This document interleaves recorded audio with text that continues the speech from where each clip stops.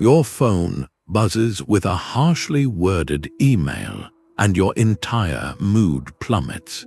That instant flare of frustration, that tightening in your chest, is a universal human experience.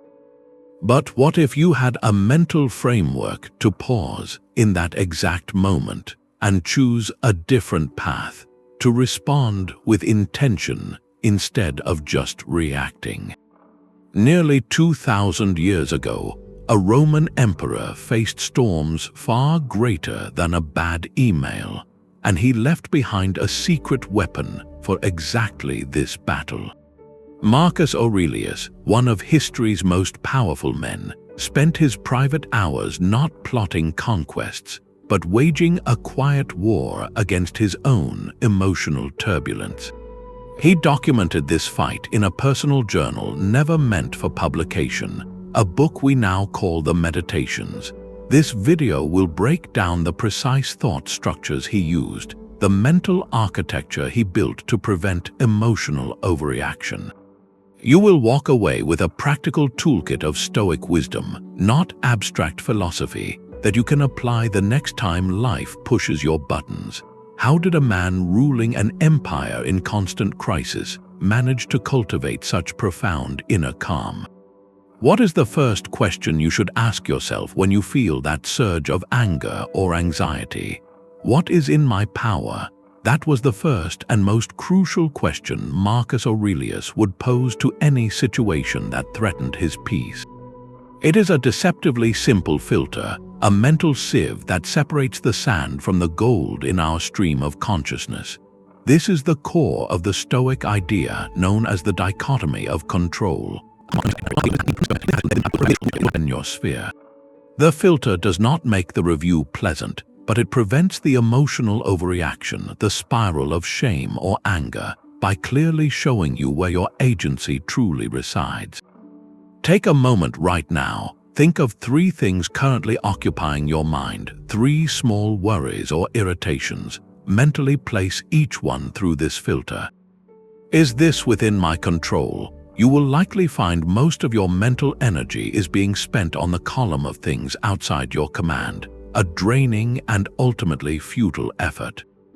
This act of sorting is the first and most critical step in structuring your thoughts like a Stoic.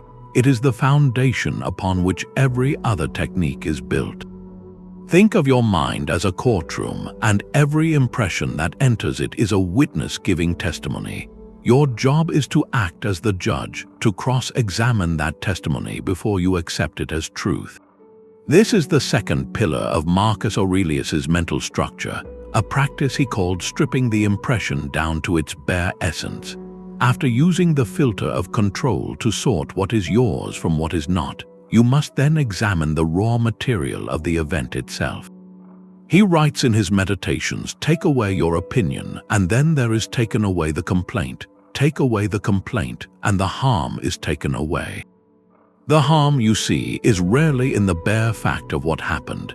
It is in the story we instantly layer on top of it, the narrative of insult, of catastrophe, of personal attack that we accept without question.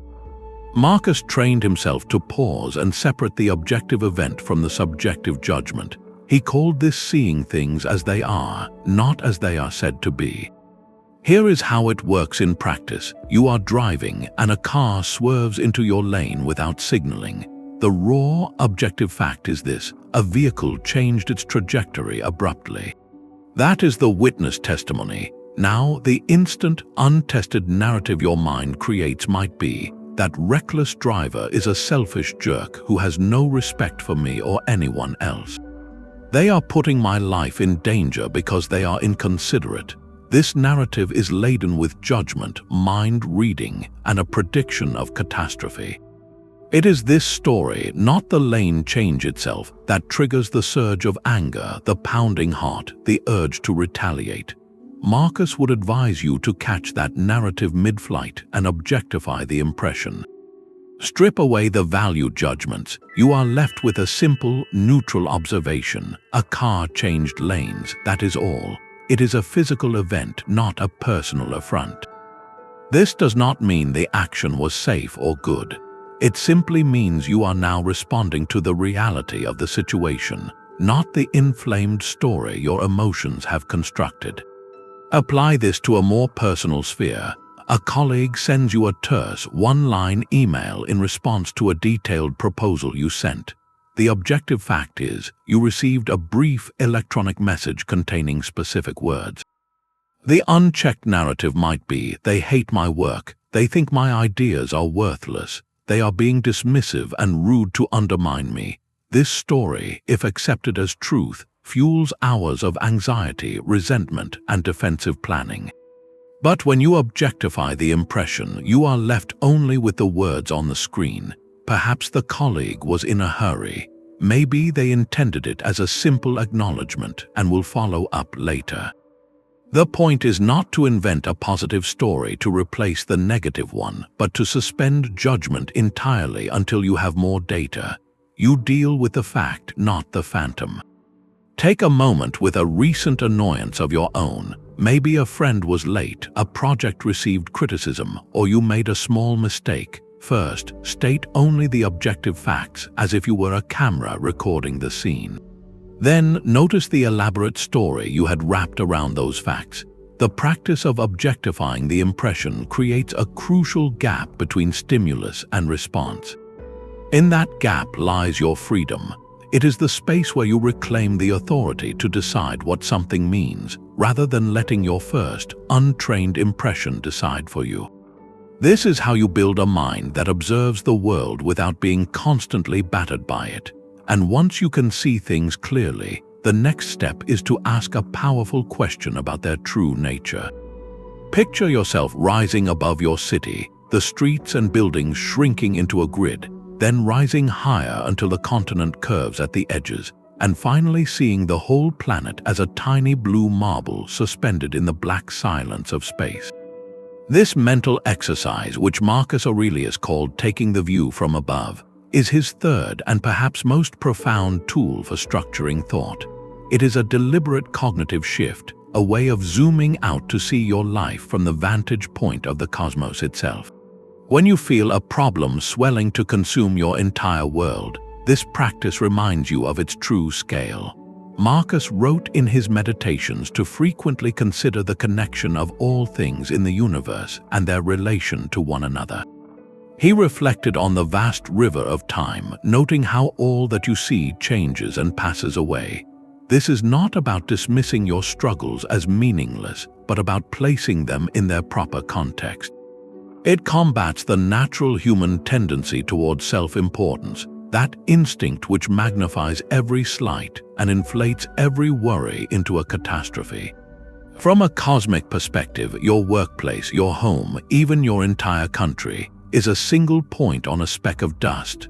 The conflict with a colleague, the stressful project, the harsh word, these are brief interactions between two tiny beings in a fleeting moment of an unimaginably long timeline. This realization is strangely liberating, not depressing. It drains the drama and the overwhelming emotional weight from situations by connecting them to something universal. You are not the first person to feel this frustration, and you will not be the last. Your experience is part of the shared human story, a single note in a vast symphony of striving and endurance that has been playing for millennia. Marcus would remind himself that he was a citizen of the great city of Zeus, a universe governed by rational, natural law. From that lofty citizenship, the petty squabbles of the Roman Senate or the anxieties of imperial administration could be seen for what they were, small movements within a grand, beautiful, and orderly whole.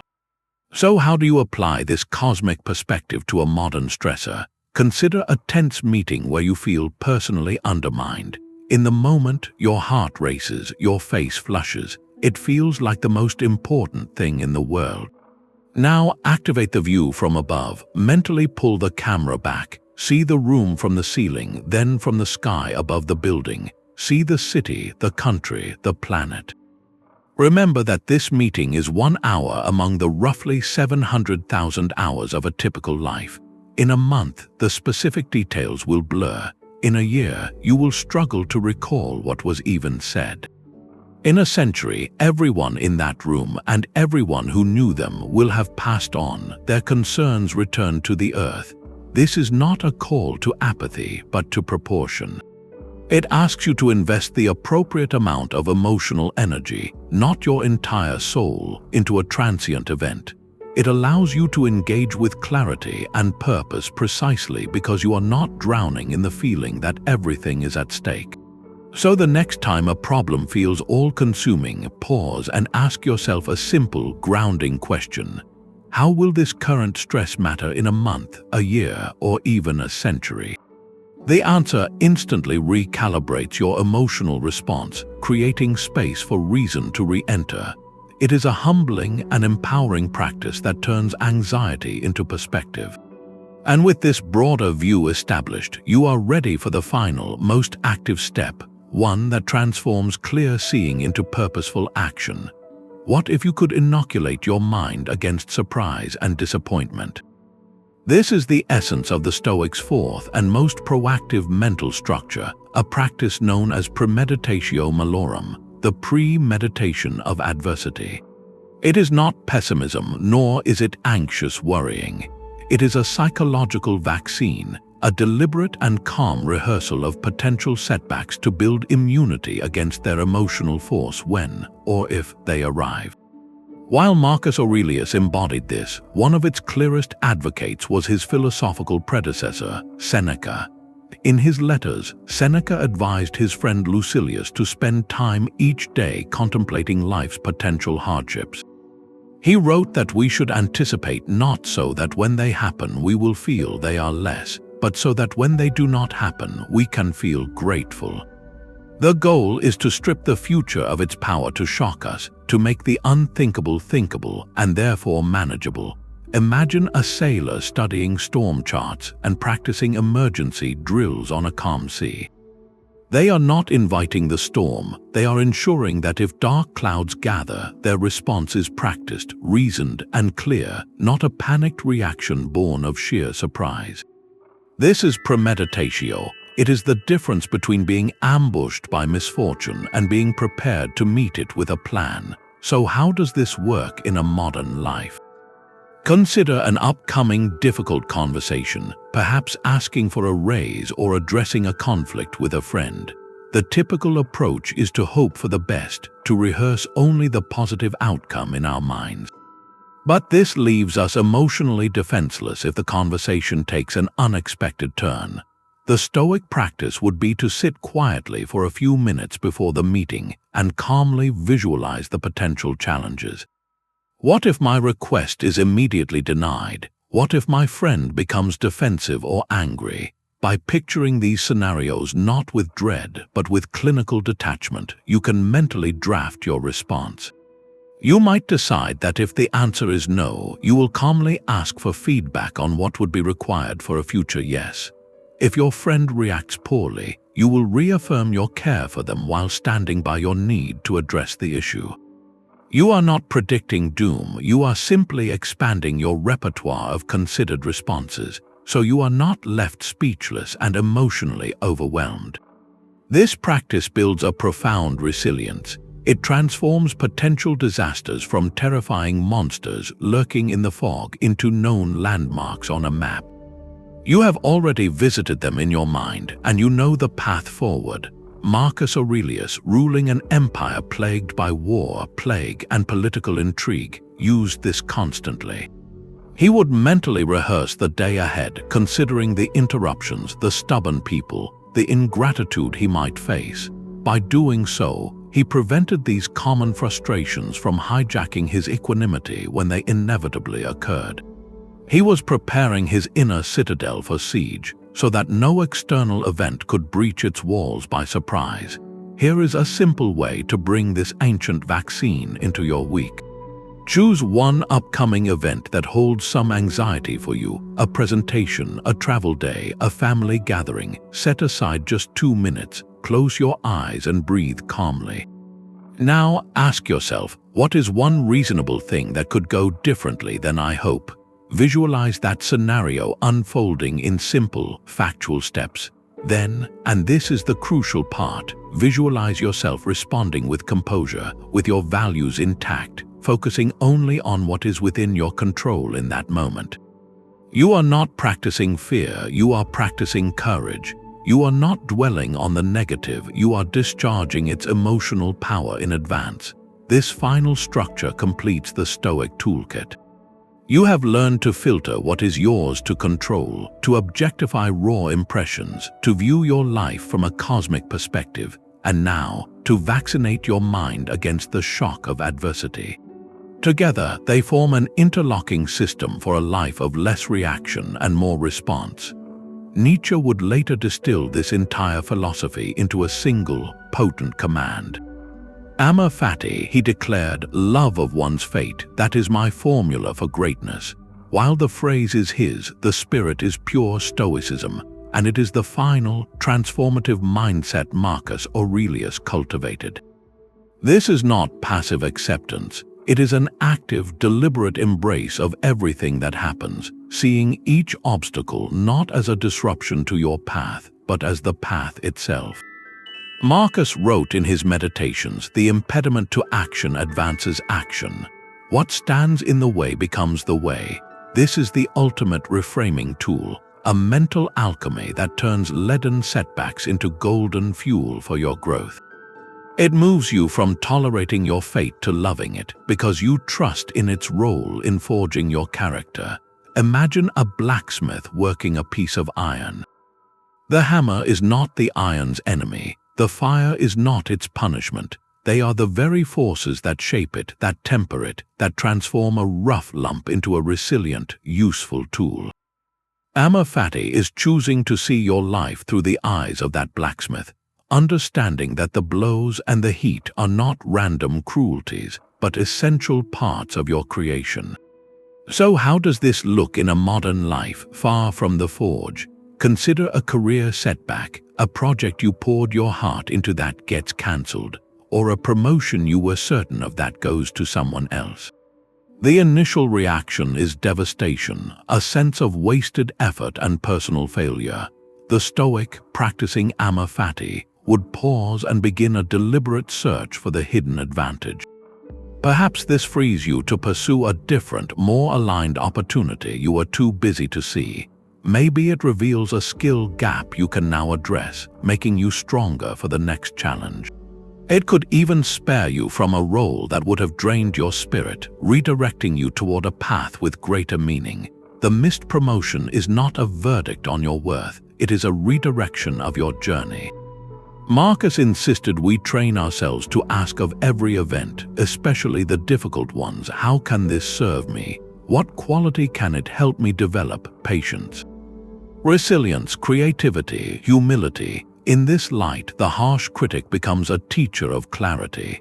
The frustrating delay becomes a trainer of patience. The personal loss becomes a profound lesson in what you truly value. This mindset flips the script of your entire narrative. You are no longer a victim of circumstance, but the protagonist of a story where every twist, even the painful ones, contributes to your strength and wisdom. So here is a simple, powerful exercise rooted in this ancient idea. Think of one recent difficulty, a conflict, a disappointment, a plan that fell apart. Now, set aside the frustration for just a moment and ask yourself this reflective question. Can I identify one potential way this event has secretly served my development? Did it reveal a boundary I needed to set? Did it teach me to communicate more clearly? Did it force me to develop a skill I had neglected? The answer may not come easily, and the benefit may not be obvious yet. But the mere act of asking the question begins the shift. It starts the process of turning an enemy of your peace into an ally of your growth. This is the culmination of structuring your thoughts like Marcus Aurelius. You have learned to filter what you control, to see things objectively, to gain cosmic perspective, to prepare for adversity, and now to love the fate that brings it all to you. It is a lifelong practice, not a one-time fix, but with these tools you are building a mind that cannot be easily shaken, an inner citadel where reason governs, and where every external event, welcome or not, becomes material for your own greatness. When faced with anger or fear, do you ever ask yourself what your best self would do? This is the final, deeply personal thought structure Marcus Aurelius used, a practice we can call the contemplation of the sage. It moves beyond abstract principles and plants a living example directly into your moment of decision. Marcus, in the solitude of his journal, would conjure an internal role model, an imagined figure of perfect wisdom, justice, and courage. He did not just think about Stoic theory, he asked himself, what would a truly good person do here? This creates immediate psychological distance from your raw, churning emotion. It is like stepping outside of the storm within you and consulting a calm, trusted advisor who sees the bigger picture. While Marcus wrote to himself, he frequently invoked the qualities of real people he admired, from his adoptive father to philosophers of the past, using them as living benchmarks.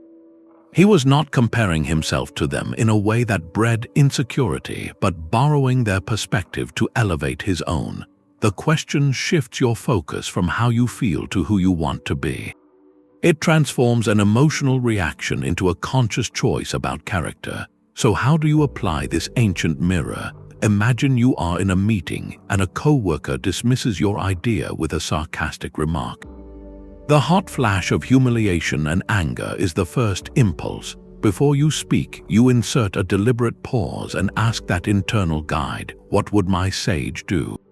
You have defined this sage as embodying patience, fairness, and courage.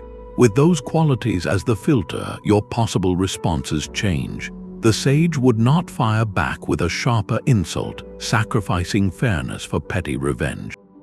The sage might not feel attacked at all, seeing the comment as a poorly expressed point of feedback. The sage could respond with courage, calmly asking, "Can you help me understand your specific concern with the proposal?" This is not about being passive, it is about being powerful in the way that truly matters, by aligning your action with your deepest values. Your personal sage does not have to be a historical philosopher. It can be a composite drawn from the best qualities of people you respect, a mentor, a fictional character, or even an idealized future version of yourself. The key is to define this figure's core traits clearly, so they are ready to consult in a crisis. So here is your reflective prompt, a practical step to build this structure into your own mind. Take a moment and define 3 core qualities of your personal sage. Is it unshakable patience, like a still lake reflecting the sky without distortion?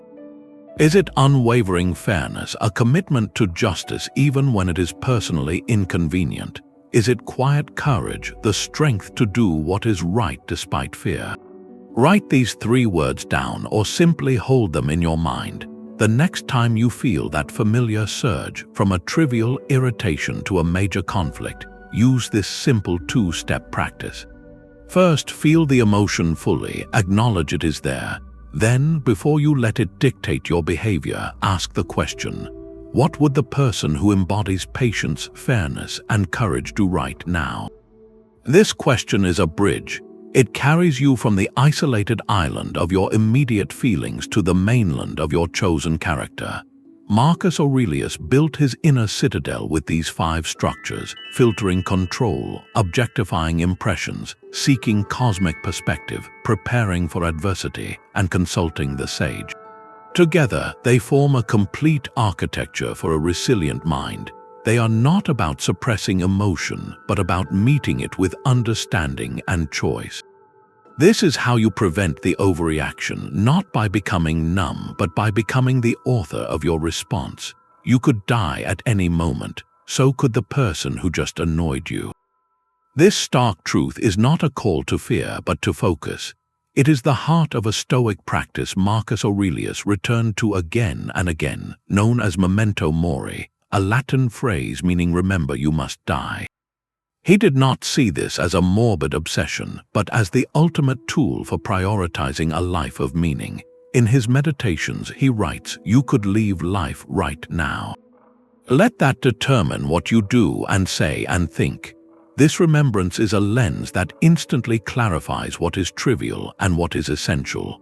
When viewed against the backdrop of your own mortality, the sting of a rude comment, the bitterness of a slight, the anxiety over a minor social embarrassment, these things lose their power. They are revealed for what they are, temporary disturbances in a very short journey. Marcus reflected constantly on the fleeting nature of all things, noting how even the most famous names are soon forgotten, how empires rise and fall, and how our own lives are but a brief whisper in the long story of time. He wrote, "Think of the universal substance, of which you have a very small portion, and of universal time, of which a short and fleeting moment has been assigned to you." This perspective is not meant to diminish your life, but to charge it with urgent purpose. If your time is limited and non-renewable, how do you wish to spend it? Do you wish to spend it nursing grievances or in cultivating kindness? Do you wish to spend it worrying about opinions you cannot control, or in taking actions that align with your deepest values? The Memento Mori practice actively drains the significance from our petty conflicts and vanities. Consider the weight of holding a grudge. You carry the memory of an old insult, letting it color your days with a low hum of resentment.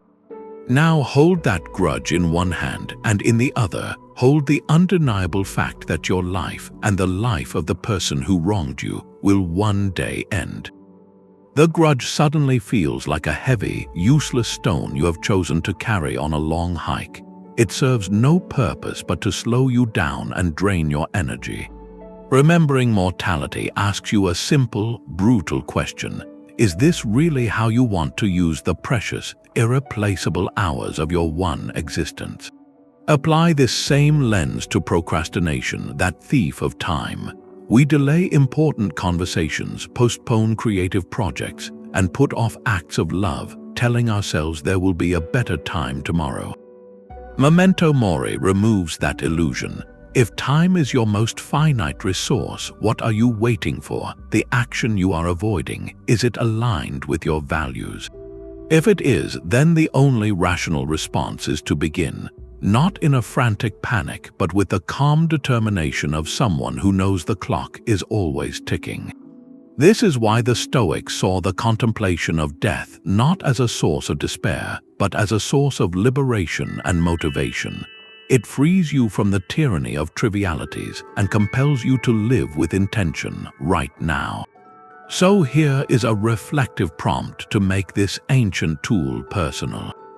Ask yourself, if you knew with certainty that you had only 1 year left to live, which of your current emotional reactions would you immediately dismiss as a complete waste of your remaining energy? Would it be the frustration in traffic, the need to be right in every argument, the anxiety over what a stranger might think of you? Your answer reveals what you already know deep down, which battles are worth your spirit and which are merely dust. Remembering that you and everyone around you are mortal does not make life somber. It makes it sacred. It turns every ordinary moment into a conscious choice, and every interaction into an opportunity to act with the virtue and focus that a limited life deserves. Anger is not a monolithic force, it is a chain of judgments. Marcus learned to break the chain. To the Stoic mind, an emotion like anger is not something that simply happens to you like a sudden rainstorm. It is a process you construct step by step in your own mind. An event occurs, a neutral fact in the world. Then, in a flash, you apply a judgment to that event. You decide it is an offense, an injustice, a personal insult, and only then, as a direct consequence of that judgment, does the feeling of anger surge through your body. The heat, the tension, the urge to lash out, all of these are downstream from that initial, often unconscious verdict.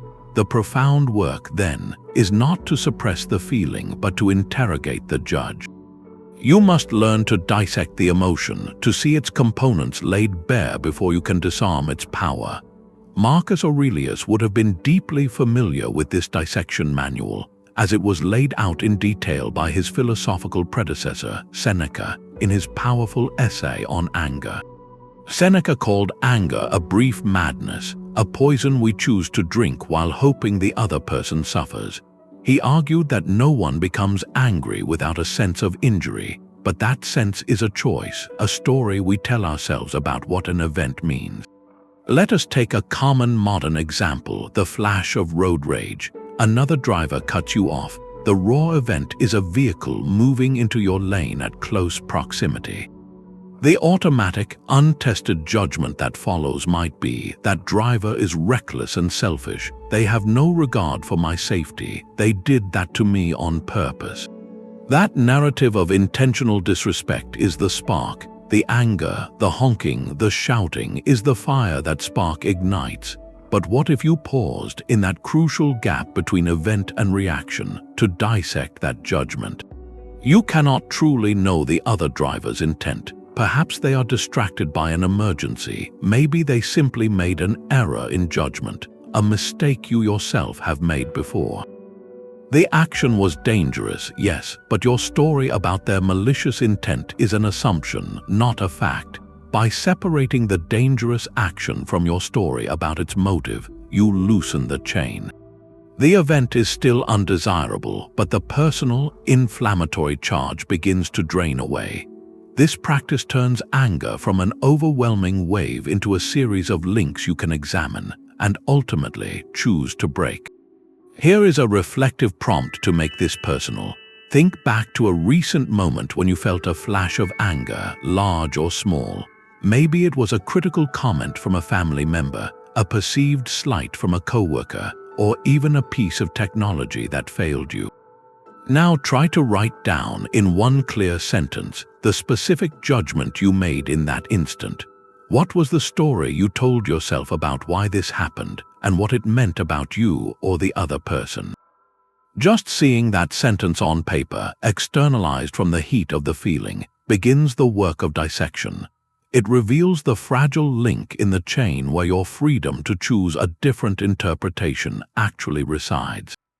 Your mind receives data constantly, like a computer downloading files from the internet.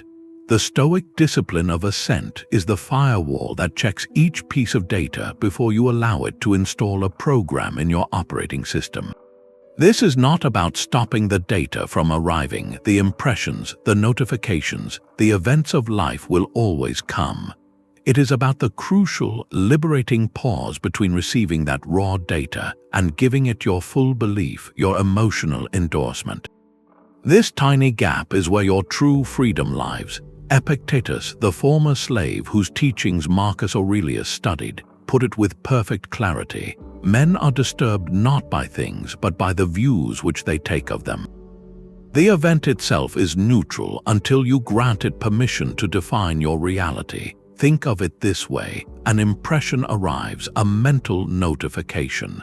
Someone gives you a cold look across the room. The immediate, automatic interpretation flashes: they dislike me. I must have done something wrong. That interpretation is like a pop-up window asking for administrative privileges to install a program called anxiety, or resentment, or self-doubt. The discipline of assent is you, the user, clicking pause. You do not immediately hit accept. You hold that impression up to the light of reason and ask, is this necessarily true? What is the evidence? Are there other, equally plausible interpretations? Perhaps that person is simply lost in thought, worrying about a sick relative or struggling with a headache. By pausing to question the initial narrative, you reclaim the authority to choose what you will finally assent to, what you will allow to shape your inner world. This practice turns you from a passive recipient of emotional software into an active administrator of your own mind. Let us apply this to a universal modern moment, the terse text message. You send a thoughtful message to a friend and receive back a single word, okay, with no emoji, no follow-up. The raw data is the word okay on your screen.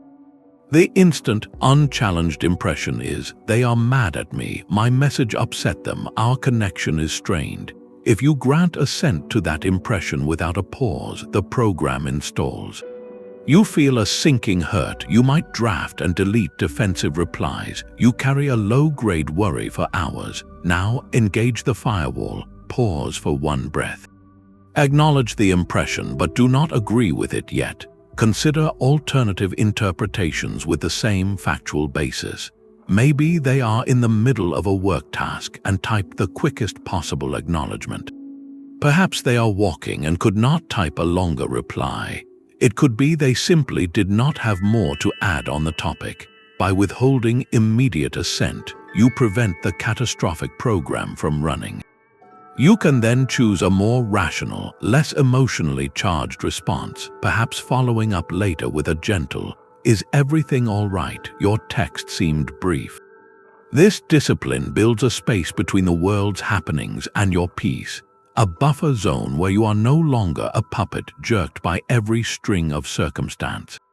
So here is a small, powerful experiment for today. Choose one common digital trigger, an email notification, a social media alert, or a text message tone. For the next one you receive, institute a one-breath pause. When you hear the sound or see the preview, physically stop. Take one slow, deliberate breath in and out. In that space, silently ask, what is the bare fact here, and what is the story I am tempted to believe? You do not need to find the perfect answer. The power is in the pause itself, in the act of inserting that sliver of freedom between the signal and your reaction. This is the moment you stop being a reactor and start becoming a responder, the architect of your own inner calm. What if the person who wronged you simply did not know any better? This question is the key to a profound mental shift, one that Marcus Aurelius used to dissolve resentment before it could even form. It is the practice of seeing the humanity in others, even when their actions seem anything but humane. Marcus wrote in his Meditations that we must be prepared to meet people who are vain, unjust, and ungrateful, because they cannot tell good from evil. He did not say this to condemn them, but to explain them. In the Stoic view, no one consciously chooses evil for its own sake. Every human being, in every moment, is acting in pursuit of what they believe to be good, or at least what will relieve some pain or fulfill some desire. The problem is, most people are deeply mistaken about what true good actually is. They confuse reputation with honor, pleasure with happiness, control with peace, and vengeance with justice. So when someone acts rudely, selfishly, or cruelly, they are not acting from a place of pure malice aimed at you. They are acting from a place of profound ignorance. They are lost in a fog of their own flawed judgments, chasing a phantom of the good that will never satisfy them. This perspective does not excuse harmful behavior. It does not mean you should tolerate abuse or injustice. What it does is change your emotional reaction from personal offense to a clearer, more detached understanding. You stop seeing the person as a villain in your story and start seeing them as a confused traveler, lashing out because they themselves are lost. This transforms your anger into something closer to pity, or a desire to correct the error if you can, but never into a hatred that corrodes your own soul. Think of a colleague who constantly takes credit for your ideas in meetings. The immediate, painful narrative is that they are a malicious, calculating thief, deliberately undermining you to get ahead. That story fuels nights of simmering resentment. Now apply Marcus's lens. See their action as one of ignorance. What mistaken good are they chasing? Perhaps they are desperately insecure, believing that external validation and status are the only measures of worth. Their theft is not a targeted attack on you. It is a frantic, misguided grab for a feeling of security they believe they lack. They are ignorant of the fact that true confidence and respect come from integrity, not from stolen accolades. This does not make their behavior acceptable, but it does drain the personal poison from it. You are not the special target of their dysfunction. You are merely a bystander caught in the splash zone of their inner confusion. The same applies to a family member who makes harsh, critical comments. Viewed through the standard lens, each comment feels like a personal rejection, a deliberate attempt to hurt you. Seen through the Stoic lens, their criticism likely springs from their own unresolved pain, their own fears about the world, or a lifetime of flawed beliefs about how to express love or concern. They are ignorant of the damage their words cause because they are too trapped in their own suffering to see clearly. Your task then is not to absorb their pain as your own, but to recognize it for what it is, a symptom of their error, and to protect your peace accordingly. So here is a reflective exercise to make this shift tangible. Think of one person you are currently in conflict with, or who regularly irritates you. Now, set aside your story about their intentions for a moment. Instead, try to articulate one possible reason, rooted in ignorance or inner pain, that might explain their behavior. Are they acting from a deep fear of being overlooked, from a mistaken belief that aggression is strength, from an unhealed wound that makes them push others away? Simply attempting this mental exercise creates distance. It moves you from the emotional battlefield to the observation deck, where you can see the whole tangled landscape of human error and choose your own path through it with greater clarity and less personal hurt. Confine yourself to the present. Marcus Aurelius wrote that command to himself as a fortress strategy, a way to build walls against the invading armies of worry and regret. He understood that emotional overreaction rarely lives in the now. It is almost always a phantom, feeding on the imagined catastrophes of tomorrow or the reheated grievances of yesterday. The present moment, by stark contrast, is often surprisingly simple, even quiet. It is the breath in your lungs, the task before your hands, the immediate sensory world you inhabit right now. By deliberately anchoring your attention here, you withdraw the energy that fuels those storms of anxiety and anger. Marcus did not see this as a passive state, but as an active, precise discipline. In his meditations, he instructs himself to do what is at hand with precision and with kindness. He is not just telling himself to be busy, he is defining the present moment as a sacred space for focused, virtuous action. Whether the task is ruling an empire or writing a letter, the instruction is the same. Pour your entire being into the job directly in front of you and do it with care. This confinement to the present is not an escape from reality. It is the only way to fully engage with it. When your mind is splintered, racing ahead to a difficult future meeting or circling back to an awkward conversation from last week, you are not truly anywhere. You are a ghost haunting timelines that do not exist. To confine yourself to the present is to come fully alive in the only moment where you can actually live and act and choose. Consider the common anxiety of public speaking.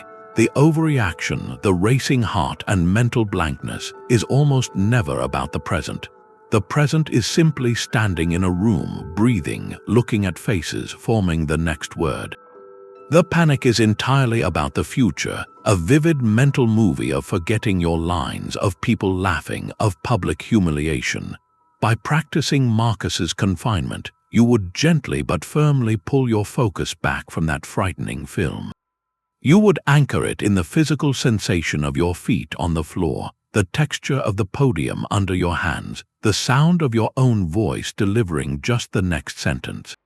The future speech is an overwhelming, terrifying monster. The present sentence is a manageable, bite-sized task. This is how you dismantle anxiety, not by fighting the monster, but by refusing to look at it, by turning your full attention to the single, small brick you are laying right now. You can practice this fortress building with the most mundane activities. Choose a simple, routine task you do today, like washing the dishes or taking a shower. As you begin, make a quiet intention to confine your attention strictly to the present. Feel the warmth of the water on your skin, notice the scent of the soap, observe the shapes of the bubbles.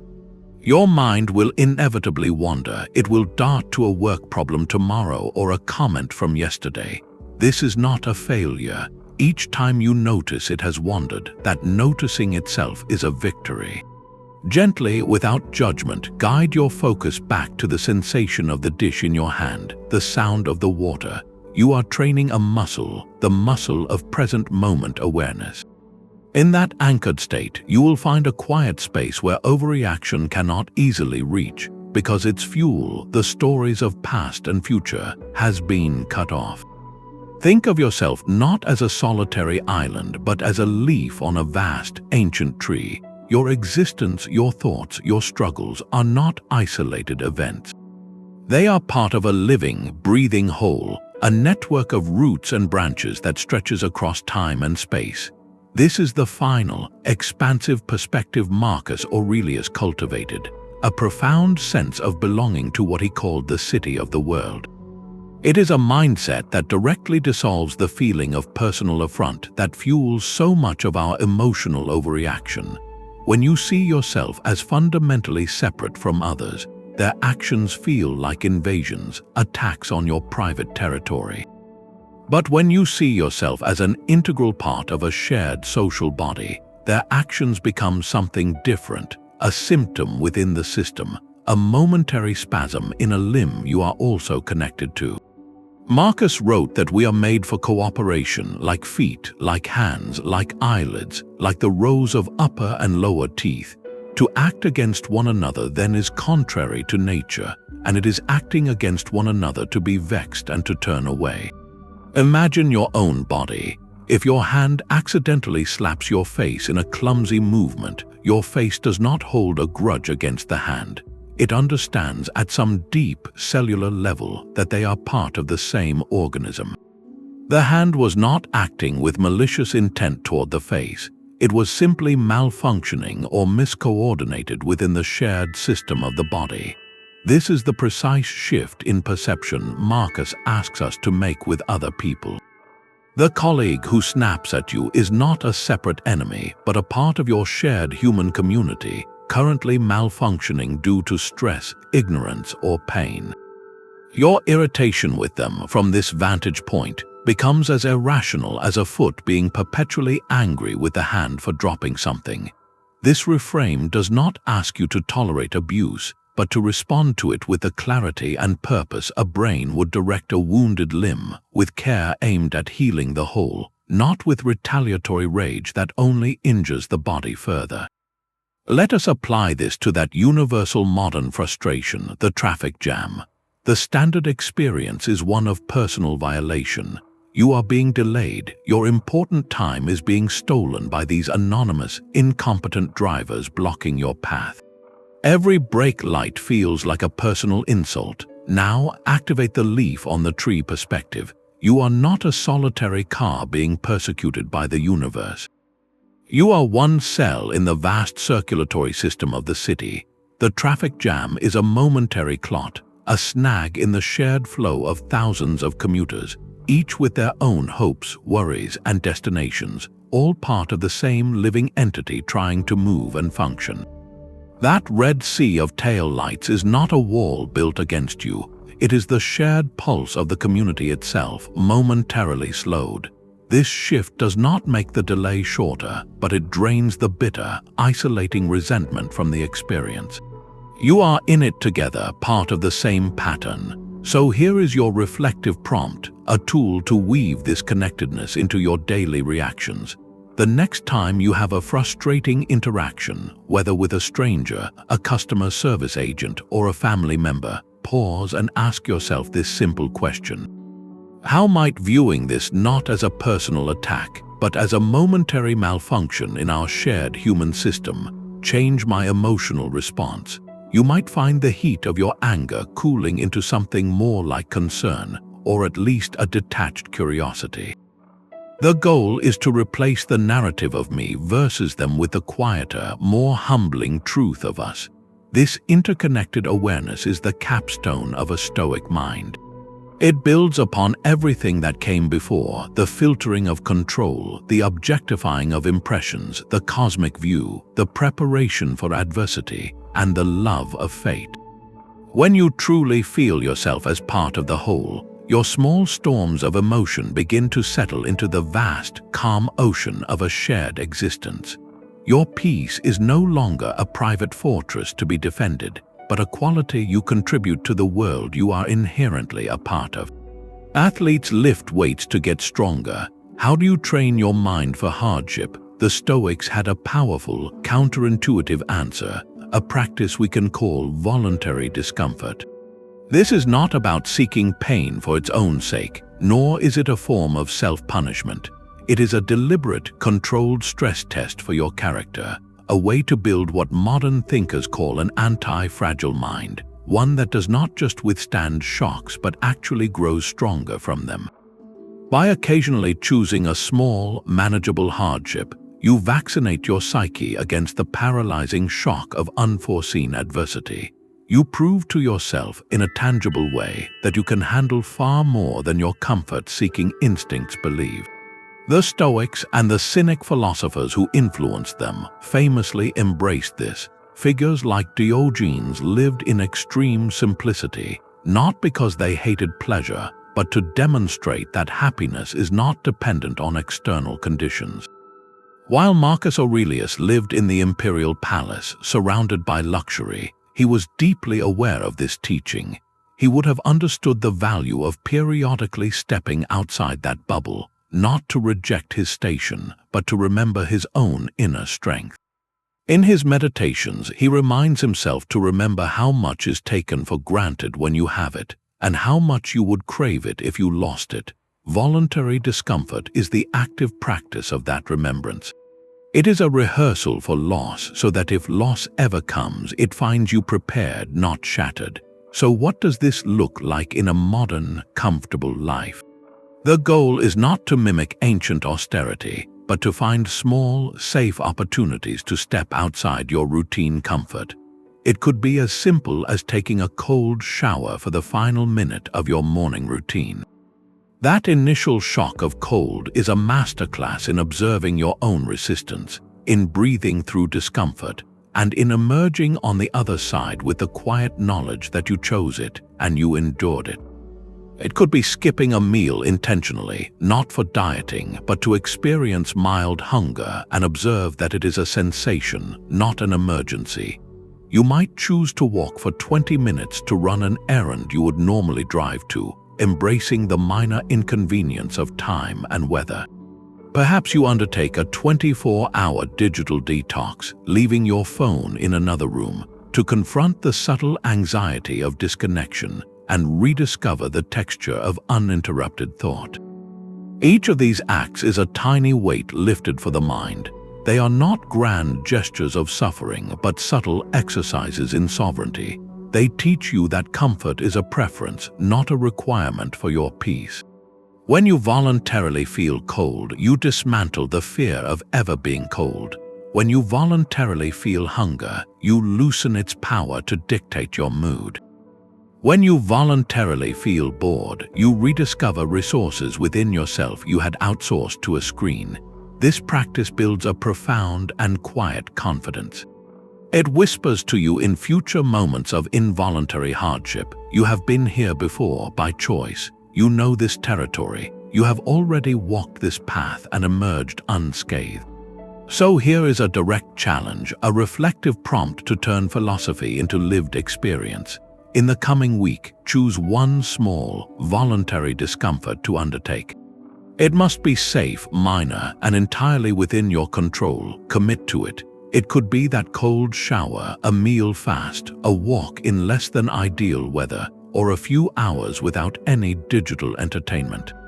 As you do it, pay close attention not to the sensation itself, but to your mental chatter, your resistance, your urge to quit. Observe it with curiosity, as a scientist would observe an experiment. Then, when you complete it, notice the quiet afterglow, the subtle strengthening of your inner resolve. That feeling is the anti-fragile mind taking shape, one chosen difficulty at a time. A wave of anger hits you. Do you become the ocean, or do you watch the wave pass from the shore? This is the physics of emotion, a way of seeing our inner storms not as personal failures, but as natural events in the ecosystem of the human body. The Stoics taught that to live in accordance with nature meant understanding everything, including our passions, as part of a lawful, physical world. A lightning strike is not a moral judgment from the sky. It is a discharge of energy. In the same way, your surge of anxiety is not a verdict on your character. It is a cascade of chemicals and nerve signals, a temporary weather system in your nervous system. The key to preventing overreaction lies in learning to observe this weather without believing you are the storm. Start by noticing the pure physics of the feeling. When criticism lands and your face flushes, that heat is a physical symptom. The tightness in your chest is a muscular contraction. The quickened pulse is your heart responding to a perceived threat. These are data points, not truths. By consciously naming them to yourself, you create a critical separation. You are not the tight chest, you are the awareness that notices the chest is tight. You are not the racing heart, you are the quiet observer behind the heartbeat. This is the birth of the observing self, the part of you that can stand on the shore and watch the emotional wave build, crest, and recede without being swept away. Marcus Aurelius would have understood this in the language of his time. He wrote of examining impressions and seeing them for what they are, without the additional narrative we glue to them. The impression is the physiological event, the raw sensation. The narrative is the story we tell, that this proves I am inadequate or that the other person is evil. The practice is to hold onto the sensation while letting the story go. So, in a moment of high stress, like before a major presentation, instead of getting lost in the story that you are going to fail, you anchor yourself in the physics. You note silently, my heart is racing, my palms are sweaty, my breath is shallow. This is my body's ancient preparation for a challenge. This simple act of observation does not make the sensations disappear, but it robs them of their terrifying meaning. It moves the experience from the realm of personal drama to the realm of biology, something impersonal and manageable. The next time you feel a strong emotion rise, try this precise exercise. Pause and in your mind describe its physical sensations as if you were reporting symptoms to a doctor. Be clinical, be detailed. Is there a pressure in your temples? A churning in your stomach, a tremor in your hands? By translating the feeling into a plain description of physical events, you build that essential shore between the observer and the wave. You begin to sense the natural arc of the emotion, how it rises, peaks, and inevitably falls, just like a passing cloud. This understanding is the foundation of true emotional resilience, not the absence of feeling, but the wisdom to know you are so much more than the weather passing through you. Before the palace awoke, the emperor would sit with his thoughts. Here is what he told himself. Each morning, Marcus Aurelius engaged in a deliberate mental preparation, a quiet ritual before the world could make its demands. He did not start his day by checking messages or reviewing a schedule of pleasures. He began by reviewing a schedule of likely difficulties. In the opening of his second book of meditations, he writes a kind of morning pep talk, saying, when you wake up in the morning, tell yourself, the people I deal with today will be meddling, ungrateful, arrogant, dishonest, jealous, and surly. This sounds grim, but it is the opposite of pessimism. It is a strategy of inoculation. By anticipating the friction of human nature, he was removing its power to surprise and offend him. He continues, they are like this because they cannot tell good from evil. But I have seen the beauty of good and the ugliness of evil, and have recognized that the wrongdoer has a nature related to my own. With this simple rehearsal, he accomplished three profound things. First, he normalized challenge, accepting it as the default setting of the day rather than an unfair interruption. Second, he depersonalized the behavior of others, seeing it as a symptom of universal human ignorance, not a targeted attack on him. And third, and most importantly, he preset his own intention. He decided in advance how he would meet these obstacles, not with matching anger, but with his own virtues. His morning preparation was a proactive structuring of his mind. He was writing the script for his own character before the day's events could force a reaction. He would visualize the tedious meetings, the stubborn officials, the potential for bad news, and he would affirm to himself, My job today is not to change them, but to meet them with patience, kindness, and justice. He was building his inner citadel at dawn, so it would be ready for siege by breakfast. You can adopt this ancient practice without an imperial palace. It takes just a few quiet minutes, perhaps while you brush your teeth, make your coffee, or sit in your car before work. In that space, instead of scrolling through a feed that primes you for comparison and anxiety, you perform your own mental rehearsal. Silently list 2 or 3 predictable challenges for your day ahead. Maybe it is a demanding client, a long commute, or a complex project. Then, for each one, attach a simple, virtuous intention. For the demanding client, your intention might be, I will listen fully before I respond. For the long commute, I will use this time to breathe and release tension, not to cultivate rage. For the complex project, I will focus on one small step and do it with care. You are not wishing for an easy day. You are preparing for a meaningful one by defining how you wish to walk through whatever comes. This ritual transforms your relationship with difficulty. The rude comment when it arrives is not a shocking ambush. It is a scenario you have already calmly considered and have a plan for. You can almost think to yourself, there is the surly person I prepared for. And because you decided hours ago to meet surliness with patience, your response flows from that earlier, wiser version of yourself, not from the triggered version in the moment. So here is a reflective prompt to make this your own. Before you begin your main tasks today, take 1 minute to write down a single, clear intention for your character. It can be as simple as today, I will be patient, or today, I will be fully present in my conversations. Place that note where you will see it. That written word is your anchor, your morning agreement with yourself, a small but powerful way to structure your thoughts before the world tries to structure them for you. The morning prepared you, the evening makes you wiser. As the day settles into quiet, Marcus Aurelius would turn his gaze inward once more, not to brood over mistakes, but to conduct a gentle, non-judgmental audit of his own mind.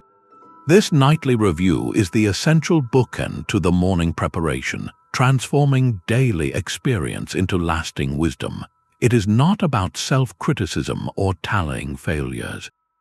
Think of it as a pilot's post-flight debrief, a calm analysis of the journey to ensure a safer, smoother trip tomorrow. The goal is simple, to see with clear eyes where you granted authority to faulty impressions, and where you successfully stood as the guardian of your own peace.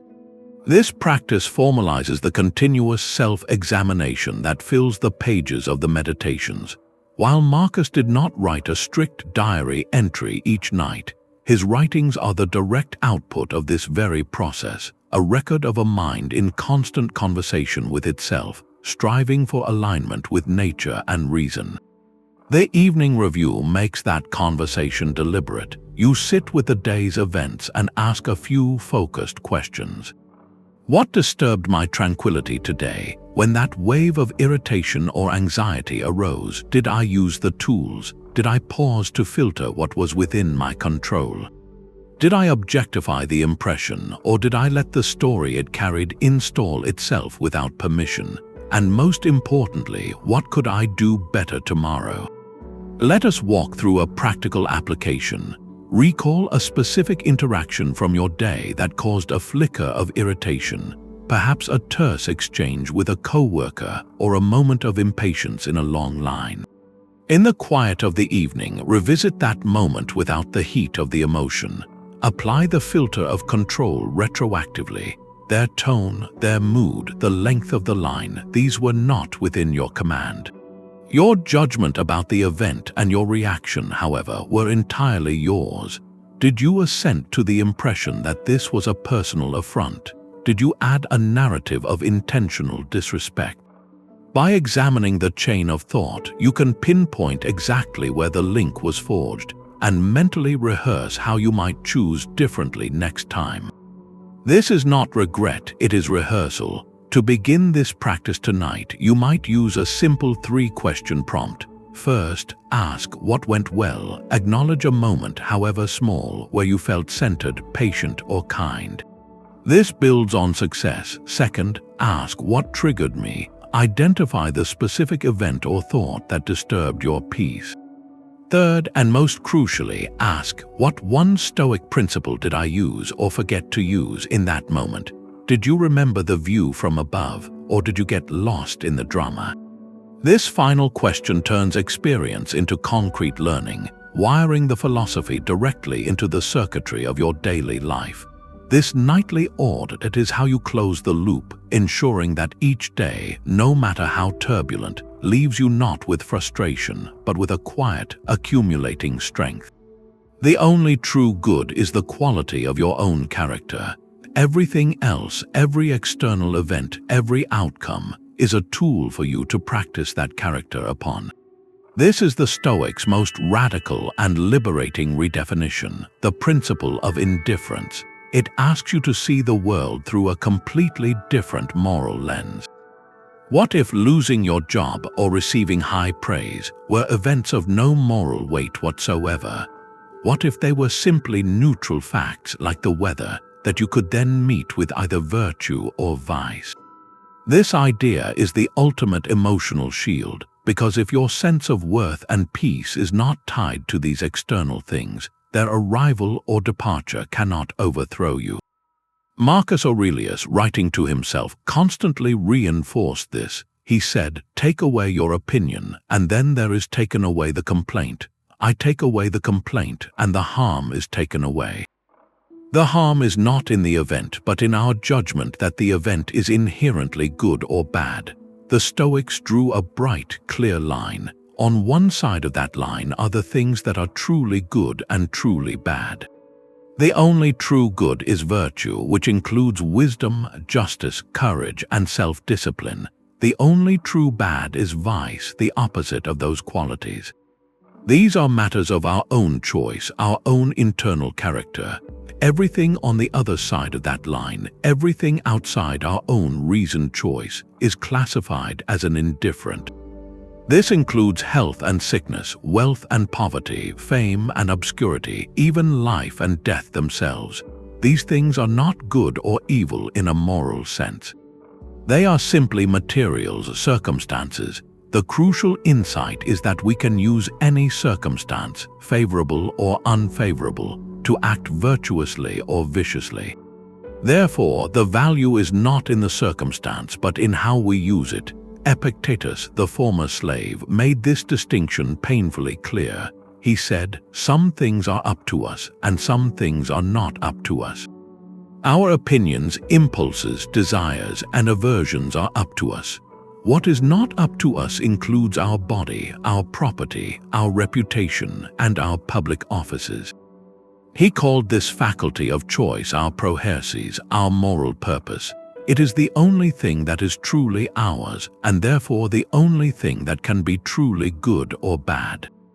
To tie your happiness to anything outside that faculty is to hand over the keys to your inner peace to a world you cannot control. Consider the stark contrast between two people receiving the same piece of harsh criticism at work. The first person has not internalized this distinction. They have tied their self-worth to external validation and success. They hear the criticism and their internal narrative screams, "This is bad. I am being attacked. This proves I am inadequate." Their emotional world is instantly destabilized, leading to defensiveness, shame, or resentment. The second person, practicing the Stoic view, hears the same words and runs them through the filter of indifference. The words themselves, the opinion of the critic, the fact of the critique, these are external events. They are indifferent. They are not good or bad. What is within my power is my judgment of them and my response. This person can then calmly assess the critique as neutral data. Is there useful feedback here I can use to improve? If so, I can accept it with gratitude. If it is baseless, I can dismiss it without letting it wound me. The event is identical. The emotional outcome is worlds apart because one person saw a moral catastrophe where the other saw only raw material. To practice this shift, try a simple but profound exercise. Take a moment and list 3 things you deeply desire. Perhaps it is a specific promotion, a certain amount of money in the bank, or praise from a particular person. Now look at each item on your list and consciously relabel it. Do not call it a goal essential for your happiness. Instead, name it for what it is in Stoic terms, a preferred indifferent. You would prefer to have it, all else being equal. It is natural to want it, but your core well-being, your eudaimonia, does not depend on it. Your virtue can be exercised whether you get it or not. This mental relabeling is not about suppressing desire. It is about placing desire in its proper, subordinate position. It defangs the future, turning a potential source of agony into a simple preference. When you want the promotion but see it as a preferred indifferent, you can pursue it with excellence and equanimity. If you get it, you will enjoy it without it defining you. If you do not, you have lost only a preference, not a piece of your soul. This is the unshakable foundation, the redefinition of good and bad that renders you invulnerable to the chaotic tides of fortune. The insult you are ruminating on right now, in a month, neither you nor the person who delivered it will remember the exact words.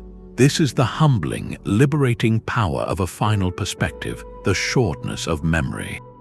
We inflate our social wounds, believing they will be etched forever in the minds of others and in our own personal history. But time is a gentle, relentless eraser. Marcus Aurelius reflected on this, writing in his Meditations that in a short time you will be nobody and nowhere, and so will he who is now shouting at you. He was not being bleak but realistic. The stream of time buries all things and does it remarkably fast. This insight directly deflates the stakes of our daily conflicts. That harsh comment in a meeting, that awkward moment at a party, that perceived slight from a friend, they feel monumental because we view them in isolation, frozen under the spotlight of our present attention. But pull the camera back along the timeline and watch how quickly they blur, fade, and are covered by the silt of new experiences, new worries, and new joys. This is the social application of the view from above. Just as your entire city is a speck from space, this current conflict is a fleeting whisper in the long story of your relationships. Everyone involved is moving forward, their attention pulled by their own struggles and dreams. They are not, as your anxiety might whisper, constantly replaying your mistake or their victory. They have likely already forgotten. Connect this to the modern arena where memory feels permanent, social media. A heated comment thread feels like a public trial, a permanent stain on your digital presence. But the algorithm feeds on novelty. By tomorrow, that thread will be buried under a cascade of new posts, new controversies, new cute animal videos. The people who argued with you will be outraged by something else. The audience that watched will have scrolled on. The platform itself will eventually be replaced. What feels like a permanent record is, in the grand scheme, as ephemeral as chalk on a sidewalk in the rain. Apply this to a workplace slight. A colleague takes credit for your idea in a Tuesday morning briefing. The injustice burns. You replay the moment all day, drafting speeches in your head. Now fast forward mentally. See next week's meeting agenda covering entirely new topics. See next month's project cycle beginning. See yourself in a year, perhaps in a different role or even a different company, struggling to recall the specific details of that Tuesday. The person who slighted you will have their own new pressures, their own forgotten victories and regrets. The memory for both of you loses its sharp edges, its emotional venom, until it becomes a neutral, barely remembered fact, if it is remembered at all. This perspective is not an excuse for poor behavior, but a remedy for self-inflicted suffering. It asks you to invest an appropriate amount of emotional energy, which for most social friction is very little, because the event's significance is inherently temporary. So here is a reflective prompt to make this real. Think back to an embarrassment or conflict from 1 or 2 years ago that felt intensely painful in the moment. It could be a presentation you thought you botched, a disagreement that ended a friendship, a public mistake. Now, examine the emotional charge around that memory today. Does it still have the same heat, the same power to make your heart race or your face flush? For nearly everyone, the answer is no. The event may still be remembered, but its emotional weight has dissipated, proving that time itself is a healer when we allow it to be. The next time you feel the sting of a fresh wound, remind yourself of this old one. See the arc. This too will soften, fade, and be forgotten. Your peace is too valuable to mortgage against a memory that is already dissolving. Instead of asking, "Why is this happening to me?" ask, "What does this situation need from me?" This single question is a master key, unlocking a shift from a mindset of personal grievance to one of purposeful contribution. It is the 19th structure in the Stoic toolkit, a reframe that transforms your role from passive victim to active citizen, no matter how small your domain may seem. For Marcus Aurelius, the emperor, this was not a lofty ideal but a daily operational principle. Every decision, every reaction was to be measured against a single standard. Does this serve the common welfare of the Roman people? He wrote to himself, "What brings no benefit to the hive brings none to the bee." Your life is not an isolated event but a thread in a larger tapestry. Your actions, and especially your reactions, either strengthen the weave or fray it. We can scale this imperial duty down to the human scale of our own lives. Your hive might be your family, your team at work, your circle of friends, or your local community. The principle remains powerfully the same. When your emotional reaction is structured by the question of common good, it bypasses the petty and the personal. It elevates your response from a reflexive defense of your ego to a conscious choice for the health of the whole. Marcus constantly exhorted himself to this standard. In his meditations he writes, "That which isn't good for the hive isn't good for the bee." And in another passage he reminds himself, "You have been formed as a part of the whole." Do not then force yourself out of that unity, but wait patiently for your dissolution, just as you waited for your birth. This is not about self-sacrifice in a draining sense, but about recognizing that your own well-being is inextricably linked to the well-being of the system you are part of. Acting for its benefit is, in the deepest sense, acting for your own. So how does this reframe look when a difficult person triggers you? The standard pattern is to think, how can I defend myself? How can I show them they are wrong? How can I win this exchange? The question of common welfare changes the entire battlefield. It asks, how can I interact with this person in a way that maintains peace, justice, and productivity for our whole team or family? Your goal is no longer to defeat the other person, but to preserve or improve the health of the shared space you both inhabit. Imagine a team meeting where one member consistently shoots down ideas with cynical remarks. The personal grievance reaction is to feel targeted, to build resentment, to maybe fire back a sarcastic comment of your own. This might feel like a personal victory in the moment, but it poisons the team environment for everyone. It makes the hive more toxic. Now, apply the purposeful reframe.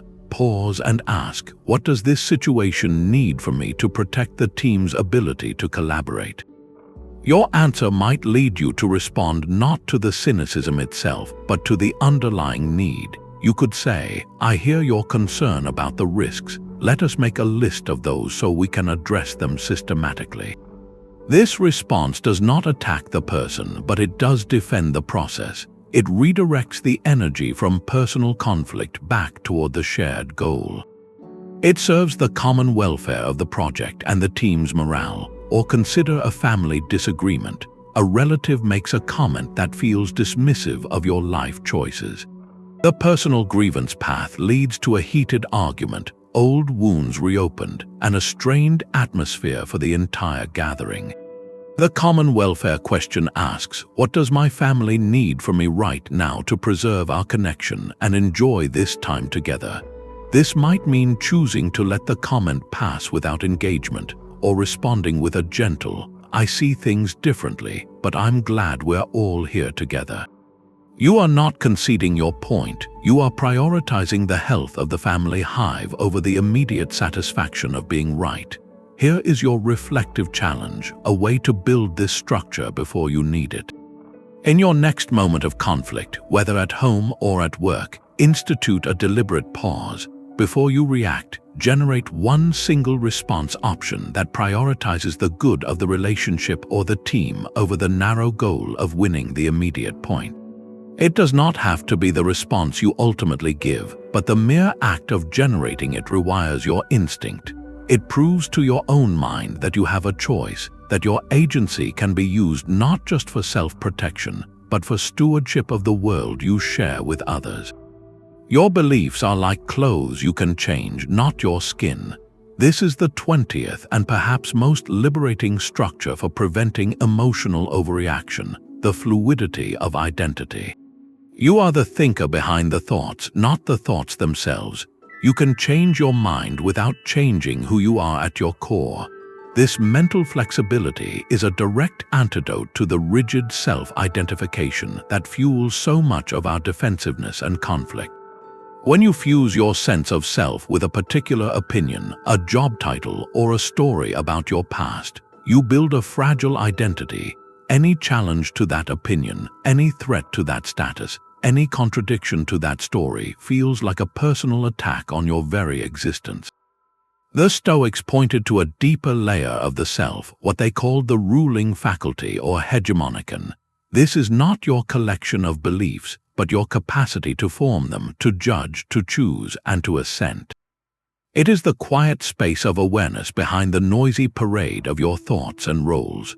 Marcus Aurelius constantly returned to this distinction. He reminded himself that the soul is dyed by the color of its thoughts. Notice he says dyed, not defined. The dye can be changed. The soul, the perceiving self, remains. He wrote, you have power over your mind, not outside events. Realize this and you will find strength. That power is the ruling faculty, the you that can observe your own opinions and decide whether to hold them tightly or let them go. Consider the heat of a modern political or ideological argument online.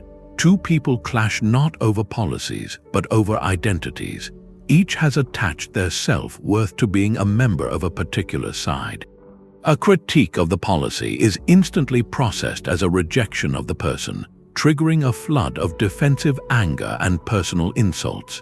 The argument is no longer about ideas. It is a tribal war for psychological survival. The person who remembers the fluidity of identity can engage differently. They can hold a position lightly, stating, I currently support this policy because of X and Y reasons. If you have evidence Z that I haven't considered, I am genuinely interested. This stance comes from a core self that is secure enough to not be shattered by a change of view. The opinion is a tool they are using to navigate the world, not a pillar holding up their ego. Apply this to a personal story you might tell yourself, like I am a victim of my circumstances, or I am not a creative person. These are not facts, they are interpretations, opinions you have assented to over time. They become identities that limit your reactions. If you are fused with the victim identity, every new challenge confirms your powerlessness and justifies resentment. If you believe you are not creative, you will react to a creative task with immediate avoidance and frustration. But what if you saw these not as identities, but as current, changeable beliefs? You could say, I have faced significant hardships, and my current belief is that they limit me. Or, my current belief is that I struggle with creativity. That subtle shift in language creates a gap. It introduces the possibility that with new effort, new perspective, or new information, that belief could evolve. Your core self, your capacity to learn and grow, remains intact and in charge. So here is a reflective prompt to practice this mental fluidity. Think of one strong opinion you hold, perhaps about a social issue, a parenting style, or even a belief about your own capabilities. Say it out loud to yourself, then immediately practice the liberating follow-up phrase, "I currently believe this, but I am open to new information." Feel the difference in your body and mind between those two statements. The first feels solid, fixed, a wall. The second feels like an open door. It acknowledges your current view without cementing it to your soul. This is the ultimate freedom, the ability to navigate a complex world with curiosity instead of armor, because you know that no idea you hold is ever the final, unchangeable definition of you. In a forest, decaying logs nourish new growth. Could your problems be fertilizer? This is the final evolution of the Stoic perspective, taking the love of fate one step further into active gratitude for the functioning whole. It asks you to see not just that you must accept the difficult parts of life, but that they may, in fact, be essential. That the very friction you resent might be the force that sharpens your edge, that the person who irritates you is playing a necessary, if uncomfortable, role in your development. Marcus Aurelius pressed himself to see this clearly. He wrote, "The impediment to action advances action. What stands in the way becomes the way." And in another passage, he reflected that opposition is beneficial, like fire testing gold. The fire does not destroy the pure metal, it reveals its quality and makes it stronger. Your challenges are not random punishments, they are the qualifying heat. This mindset transforms every obstacle from a foe to be defeated into a teacher to be understood. It is the practice of seeking the utility hidden within the nuisance. Consider a critical boss or a difficult colleague. The immediate experience is one of stress and frustration, but from the vantage point of the functioning whole, this person, however poorly they may communicate, is performing a function. They are applying pressure, they are highlighting, often in glaring neon, the exact areas where your work or your communication could be more precise, more resilient, more thorough. They are the friction that forces you to hone your skills. Without that resistance, you might remain comfortably blunt. The illness that forces you to slow down is not a random curse. It is the body's stark signal, a mandatory tutorial in your own limits and the profound necessity of rest. It teaches patience in a way no book ever could, and it often clarifies what you truly value when your normal energy is stripped away. Even something as mundane as a traffic jam, that universal thief of time, serves a function. It is a forced pause in a life of constant motion, an unexpected space for a few minutes of quiet thought, or simply a lesson in surrendering control over events you cannot command. To practice this, take your current source of frustration. It could be a demanding project, a financial worry, or a strained relationship. Now, set aside the complaint for a moment and engage in a deliberate brainstorm. Ask yourself, what is one potential hidden benefit or lesson this situation contains? Is it teaching you resilience? Is it revealing who your true allies are? Is it forcing you to develop a skill you have neglected? Is it simply reminding you that your plans are not the universe's commands? The answer may not be immediately comforting, but the search itself changes your relationship to the event. You are no longer just a victim of circumstance, you are a student of it, actively mining the difficulty for its hidden value. This completes the architecture of a Stoic mind. You have learned to filter, to objectify, to gain perspective, to prepare, to love your fate, and now to feel a strange gratitude for the very things that would once have shattered your peace. You begin to see your life not as a series of random happenings to be endured, but as a coherent, if often challenging, curriculum for your soul. Marcus did not just think these things, he wrote them. There is a quiet power in the simple act of putting pen to paper, a power that neuroscience now helps us understand. When you write, you force your swirling, chaotic thoughts into a single, linear stream. You must choose one word after another, which engages the prefrontal cortex, the brain's executive center responsible for logic and reasoning. This process literally slows down your mental storm, allowing you to examine each thought instead of being swept away by the current. Writing objectifies your emotions, turning an internal feeling of dread or anger into a collection of words you can see, read, and question. It creates a tangible record, a partner for dialogue outside of yourself. Marcus Aurelius left us the ultimate proof of this practice. His Meditations was never intended for publication. It was a personal handbook, a raw and repetitive series of notes written to himself for himself. We are reading his private mental gymnasium, the pages where he lifted the weights of his own judgment again and again. This reveals the true purpose of a Stoic journal. It is not for crafting beautiful prose or creating a perfect narrative of your life. It is a workshop for messy, honest processing. You take the events of your day, the flash of irritation, the knot of anxiety, and you run them through the filters we have discussed, but you do it on the page. You ask what was within my control in that moment and write the answer. You describe the bare facts of the impression, stripping away the story. You see the event from above and note its true scale. This written dialogue creates a space between you and the reaction, a space where wisdom can enter. To begin, you need nothing more than a notebook and a few minutes of quiet. Do not worry about grammar or style. Let it be messy. Use it to dissect a single interaction from your day. Here is a powerful starter prompt, one that leverages this externalization.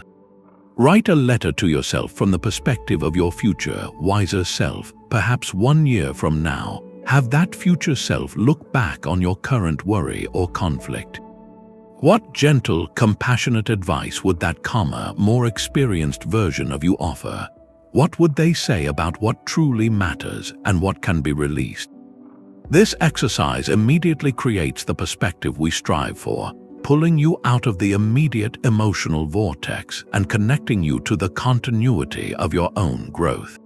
The page becomes a mirror for your mind, and in its reflection, you can begin to see the structure of your thoughts taking shape, moving from chaos toward something resembling the calm, ordered clarity of a Stoic citadel.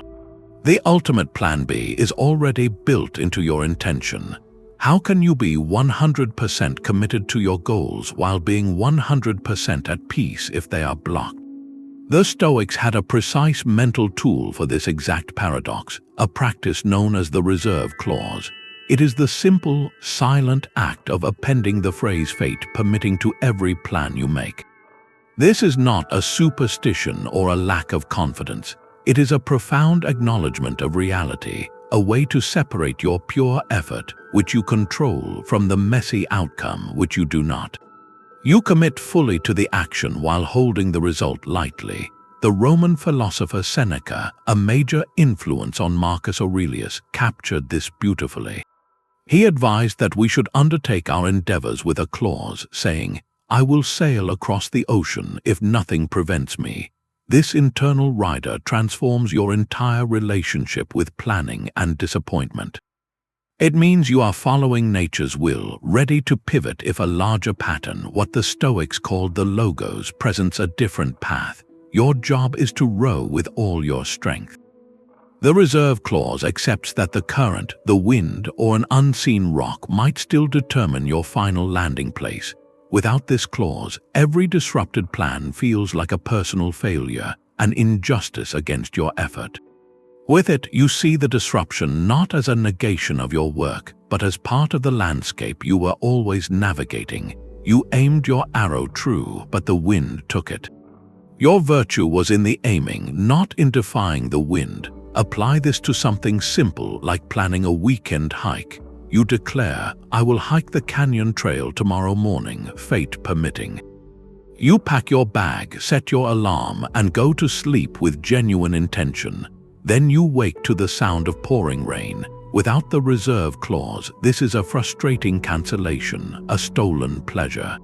You might grumble all morning, your mood ruined by the weather. But with that silent caveat already in place, the shift is almost automatic. The rain is not an interruption of your plan. It is the very condition your plan anticipated. Fate did not permit, So you pivot smoothly to your alternative, a cozy morning with a book, without the emotional crash of disappointment. Your commitment was to act wisely with the circumstances given, not to force the world to conform to your wish. The effort was yours, the rain was not. This practice scales to the most significant endeavors of your life. You might say, I will pursue this promotion with all my skill and integrity, fate permitting. You prepare thoroughly, you perform excellently. If you get the role, you receive it with gratitude, not as a deserved trophy, but as an opportunity to continue your work. If you do not get it, you are spared the corrosive bitterness because your internal contract was always with your own effort, not with the specific outcome.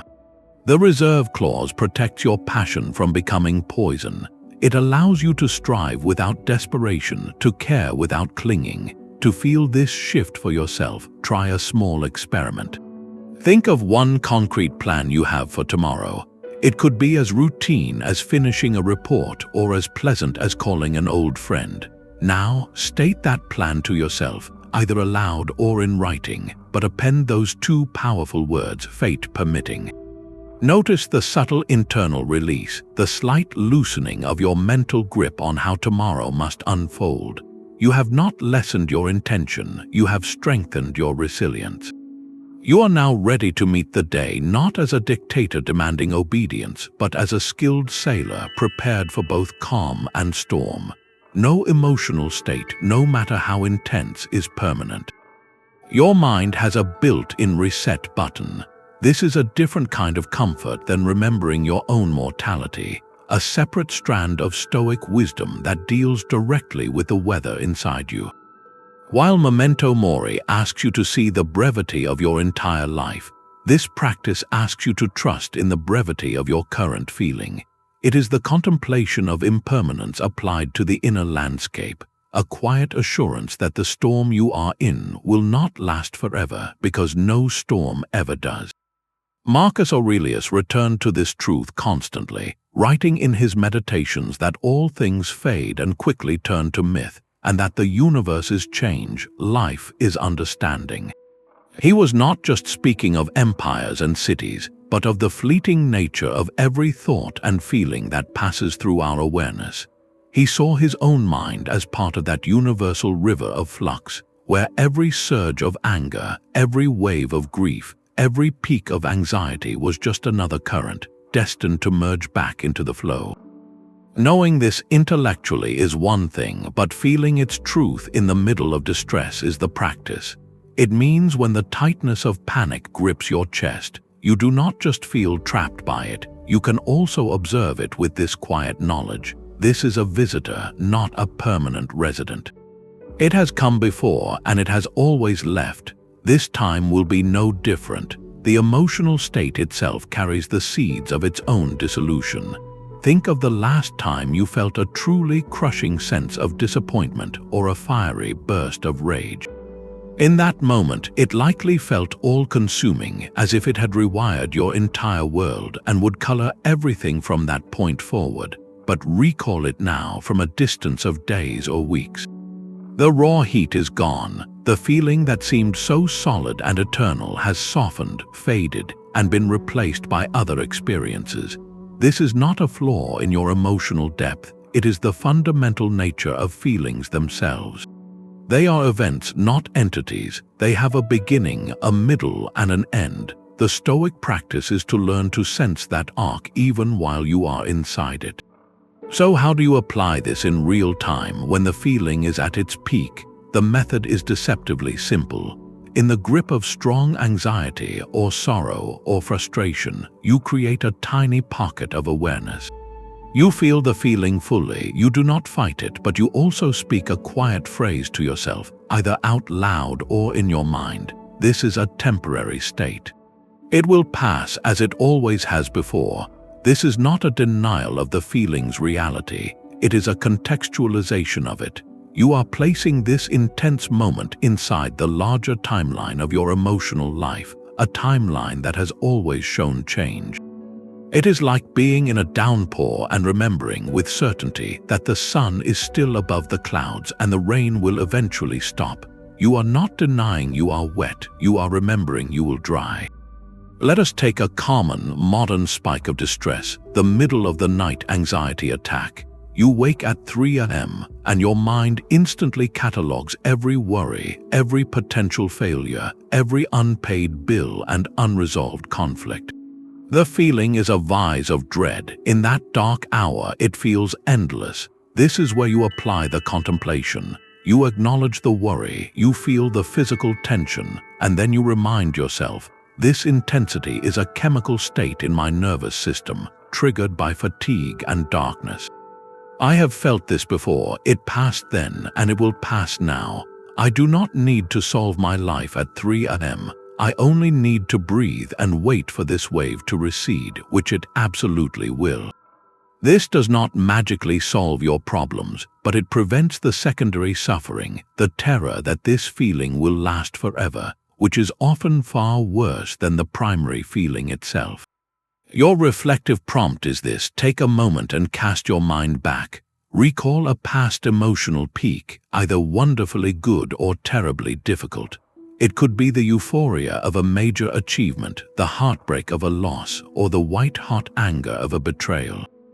Now, focus not on the event but on the feeling itself.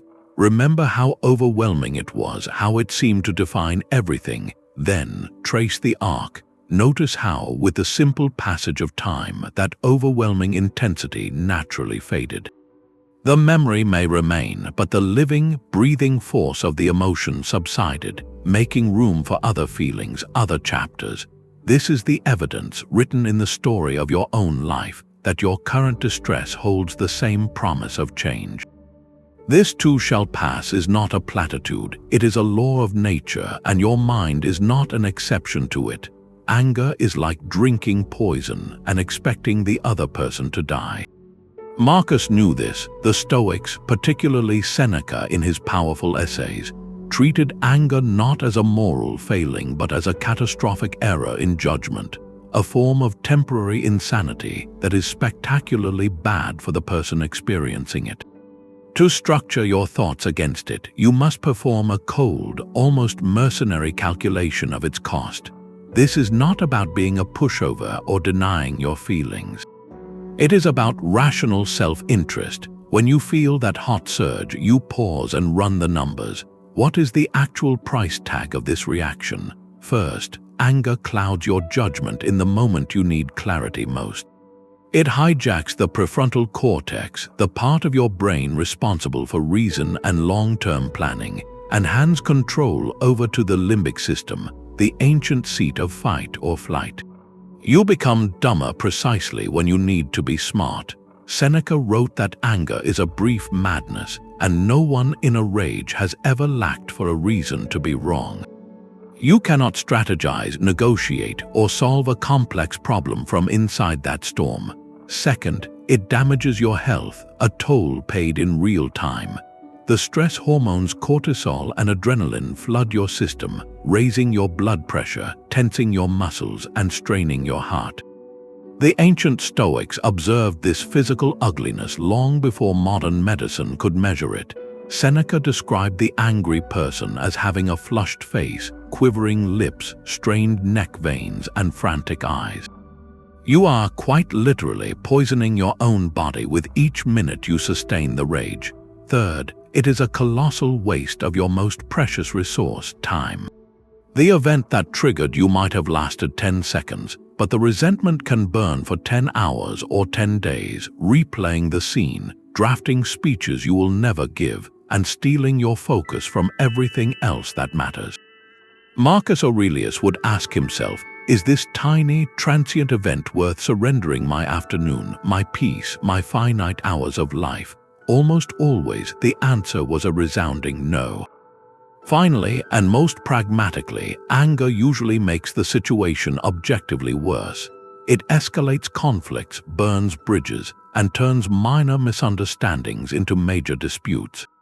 The person who provoked you may feel a momentary sting from your outburst, but you are left with the lasting consequences, a damaged relationship, a tarnished reputation, or a new enemy where you might have had a critic. The Stoic calculus is brutally clear. The primary victim of your anger is you. So the next time you feel provoked, before you speak or act, insert that pause for a simple cost-benefit analysis.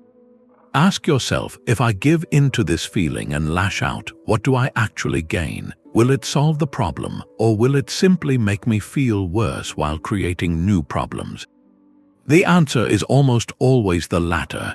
Here is a reflective prompt to make this personal. Think back to your last significant episode of anger.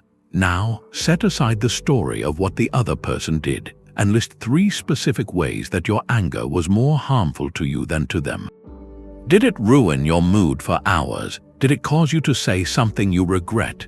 Did it steal your sleep or your focus? Seeing the true cost written down is a powerful deterrent for next time, turning a raw emotion into a poor investment you can consciously choose to avoid. Watch a tree grow or a river carve a canyon. They achieve their ends without rush or panic. Your mind can do the same. This is the Stoic ideal of living in accordance with nature, not by sleeping in the forest, but by aligning the rhythm of your inner world with the patient, purposeful tempo you see all around you. Emotional overreaction is a form of unnatural speed, a frantic, sputtering engine disconnected from the deep, steady pulse of the world. Rationality, by its very nature, moves with deliberate slowness. It requires observation, consideration, and then a choice. Marcus Aurelius looked to the natural world not just for beauty, but for instruction. He saw in the turning of the seasons, the rising of the sun, and the flowing of a stream a profound order, a logos that operated without haste or anxiety. He wrote of wanting his own soul to be like the universe, possessed of that same orderly, measured pace. In his meditations he reflects, nothing happens to anything that thing is not made by nature to bear. A stone bears the chisel, water bears the vessel that contains it. Your nature is to bear events with reason, not with frantic speed. When you feel that urgent pressure to react, to snap back, to fix everything immediately, you are moving against your own rational nature. You are trying to outrun a process that demands patience. So how do you recalibrate your internal clock to this slower, more natural pace? You begin with a simple, physical imitation. In your next heated discussion, whether with a partner, a colleague, or even in your own internal monologue, practice inserting a literal 5-second silence before you respond. Count it slowly in your head, 1, 2, 3, 4, 5. This is not an awkward pause meant to unnerve the other person. It is you mimicking the steady, unhurried pace of a growing tree. In those 5 seconds, you are not deciding what to say. You are simply allowing the initial wave of impulse to crash and recede. You are creating space for the quieter voice of reason to be heard.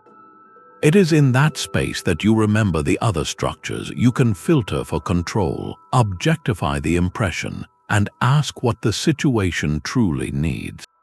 Your response, when it finally comes, will not be a reaction. It will be a contribution shaped by thought rather than shaped by heat. Apply this to a digital argument. You read a comment that triggers you, and your fingers fly to the keyboard, itching to type a fiery rebuttal. Instead, you place your hands in your lap. You look away from the screen for 5 seconds. You watch your breath. In that tiny window, you remember the cosmic perspective, the shortness of memory, the fact that this online stranger's opinion is an external you cannot control. The compulsion to fire back loses its urgency, replaced by the quiet question, is this a wise use of my energy and my character? The river does not fight every rock it encounters. It simply flows around it, wearing it down over epochs through persistent, gentle pressure. Your reasoned response, delivered slowly, carries that same enduring power. So here is your challenge, a way to practice this ancient, natural rhythm. Choose one conversation you will have today, perhaps a routine check-in or a potentially difficult talk. Your only goal for that interaction is to consciously slow your speech by half and to insert one deliberate 2-second pause before you answer any direct question. Do not worry about the content of your words at first, just focus on the tempo. You will be amazed at how this simple mechanical change alters the entire emotional chemistry of the exchange for both of you. It creates an atmosphere of consideration, and in that atmosphere, overreaction finds it cannot breathe. So what if the worst happens? Let us play it out step by step to the very end. This is the what-if game, a powerful extension of the Stoic practice of premeditating adversity. It moves beyond simply naming a fear to logically unpacking it, following the thread of the disaster all the way through to the other side. Anxiety thrives on the frozen image, the catastrophic snapshot it presents to your mind.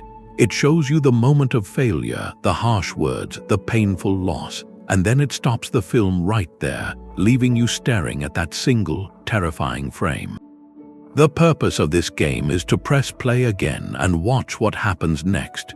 You force your rational mind to become the director and write the rest of the scene, asking the simple, sequential question, and then what? This process often reveals that the monster under the bed, when examined in full daylight, is far more manageable than the shadow it cast. The Stoics used a version of this with hypotheticals, training their equanimity by reasoning through scenarios that would typically trigger fear or grief. They understood that most of our emotional suffering is not about the bare event, but about the meaning we attach to it and our imagined inability to cope. By walking through the steps logically, you reclaim the narrative. You shift from a passive victim of a hypothetical future to an active problem solver in the present. You are not inviting the disaster, you are simply mapping the territory. So if you ever find yourself there, you are not lost in an unknown land, but navigating a landscape you have already surveyed. Take a common modern fear, the fear of losing your job. The anxious mind stops at the devastating image, the meeting with your manager, the final handshake, the empty desk. It screams, "I would be ruined." The what-if game asks you to continue. Okay, so I lose my income, and then what? I would immediately look at my finances and cut all non-essential expenses. I would update my resume and begin reaching out to my professional network. I would apply for new positions, perhaps even in a different industry or role. I might take a temporary job to cover basic needs while I search. I would, in time, find new work. I would adapt. I would be okay. Notice how the journey moves from the initial shock to a series of practical, actionable steps. The catastrophic end point your fear showed you was not the end of the story at all. It was merely the end of a chapter. Life, and your capacity to navigate it, continues. Here is how you can play this game with any fear that feels overwhelming. First, write down the specific fear in one clear sentence. My biggest fear right now is that my business venture will fail completely. Then, directly beneath it, write the header, and then what? Now, list the next 3 to 5 logical, practical steps you would take if that fear came true. Step 1, I would assess what went wrong and document the lessons learned. Step 2, I would speak with my investors or partners with full transparency about the situation. Step 3, I would liquidate remaining assets to settle any outstanding debts. Step 4, I would update my skills through a short course or certification. Step 5, I would begin applying for roles that utilize my experience, or start planning a new, leaner project based on the lessons from the first. The act of writing these steps does something remarkable. It proves to your own mind that you are not helpless. You have a plan, even for the worst case. You have agency. The fear begins to lose its power because you have already lived beyond it in your imagination, and you saw yourself not just surviving, but taking reasoned, courageous action. This is the quiet strength that comes from playing the what-if game to its final, manageable conclusion. Whether you have children, colleagues, or friends, someone is always watching how you handle stress. What are you teaching them with your reaction? This is the final, outward-facing layer of the Stoic structure, the duty of example. For Marcus Aurelius, the emperor was not just a ruler, he was the living model for all of Rome. His temper, his patience, his courage, or his fear, these were not private matters, they were public curriculum. He wrote to himself, "Let men see, let them know, a real man living according to nature." He saw his own conduct as a lesson in what it meant to be human. We can scale this imperial duty down to our own lives. Your emotional response is never truly private.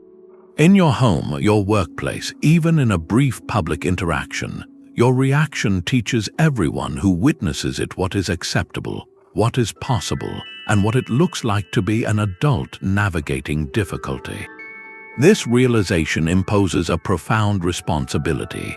It adds a powerful layer of social duty to the pursuit of self-mastery. Your calm is not just for you, it is a gift of stability you offer to your environment. Your patience is not just a personal virtue, it is a demonstration to others that patience is a viable way to move through the world. Marcus constantly reminded himself of this teaching role. He urged himself to be a man of simplicity, goodness, and seriousness, free from all pretense. He focused on being a man devoted to the state, accepting his lot, and wanting only what brings him to his end in a straight path.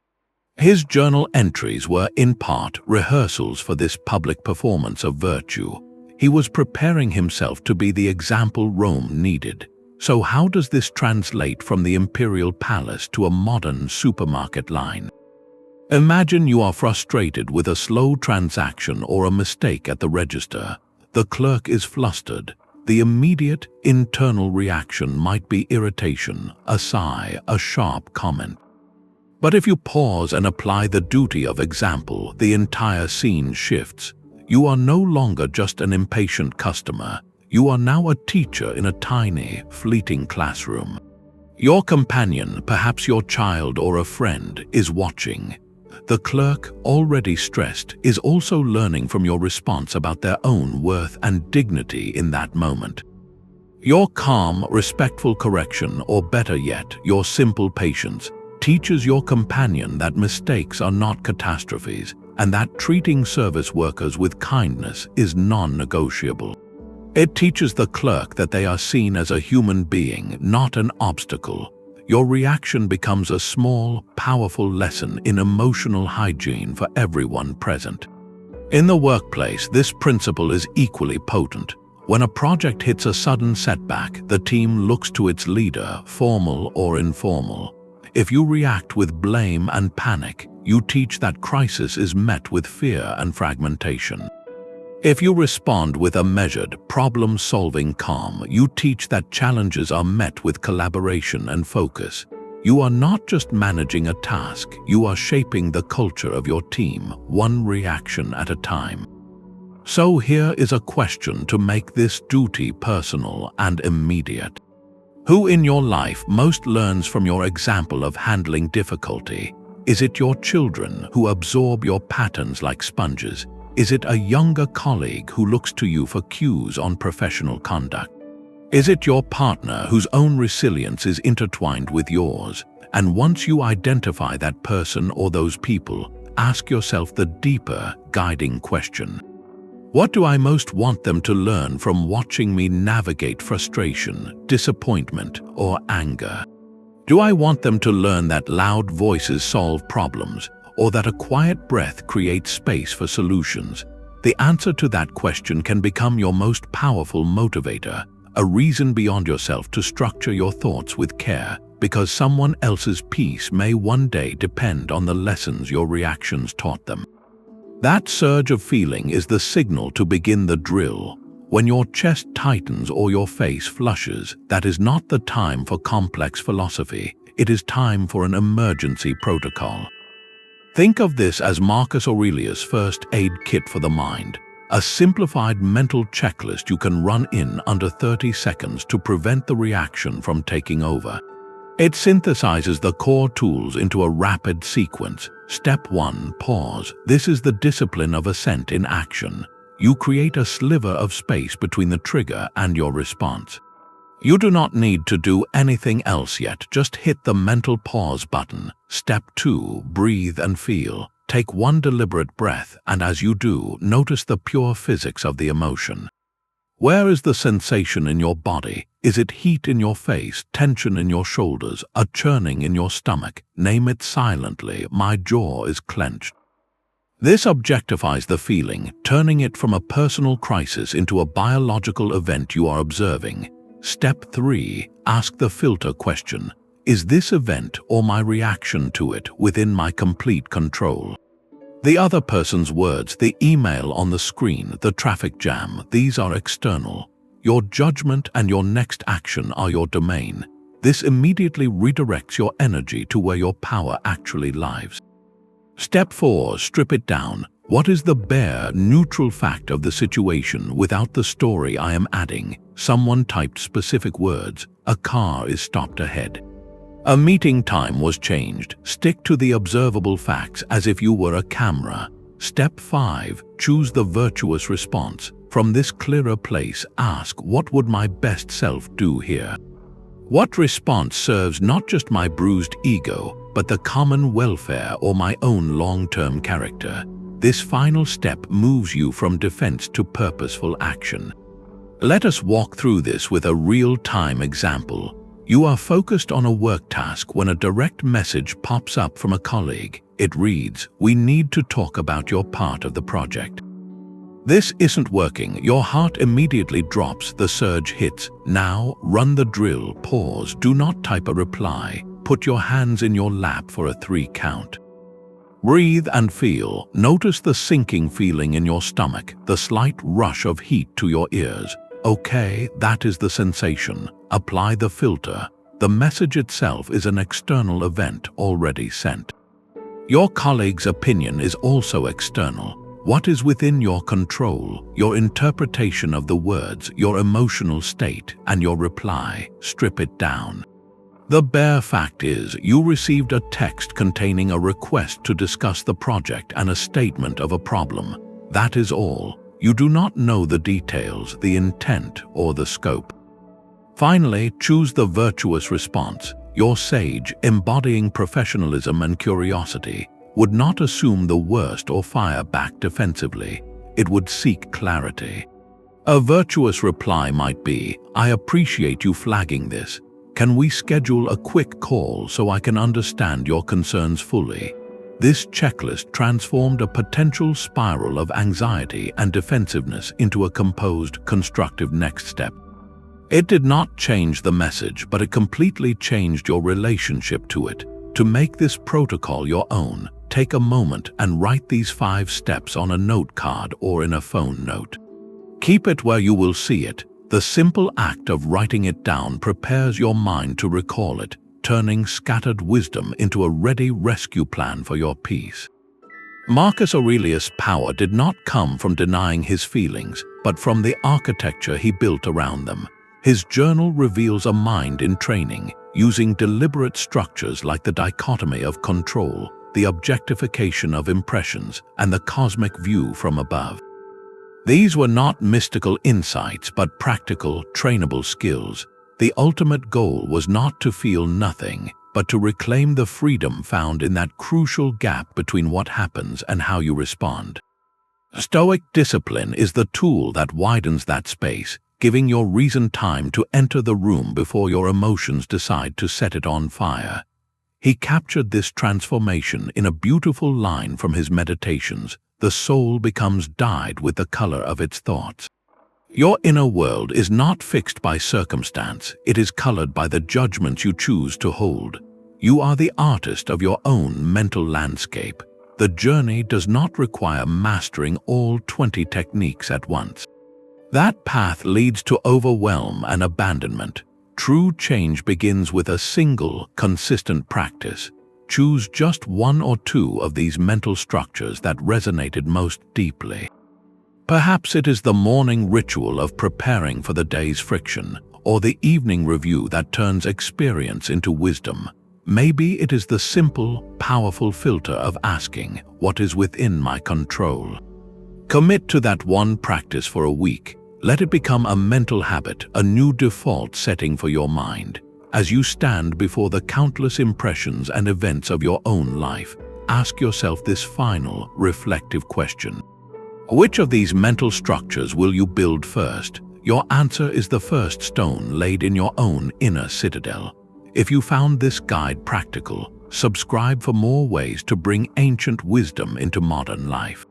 And in the comments, share which Stoic tool you are choosing to practice, or a moment where creating that space changed your reaction. Your story might be the encouragement someone else needs to begin their own journey.